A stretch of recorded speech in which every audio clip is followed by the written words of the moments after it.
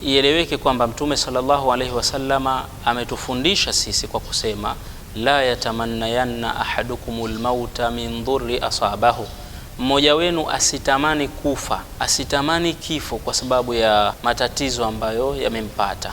Fa in kana la budda fa'ila, anasema Mtume, ikiwa hakuna budi, ni lazima manake atamani yeye kifo, kwa sababu kuna wakati unampitia mtu anatamani kufa, anatamani kuondoka, pengine yuko katika hali mbaya ambayo anajiona kwamba kubaki kwake hapa duniani ni kuteseka sana. Mathalan, unaweza ukawa umefikia uzee, mgonjwa, haja ndogo inakutoka hapo hapo, haja kubwa, watoto pengine huna wa kukushughulikia, unapata tabu, unanyanyasika, ukaona kwa hali hii bora niondoke kuliko kubakia duniani.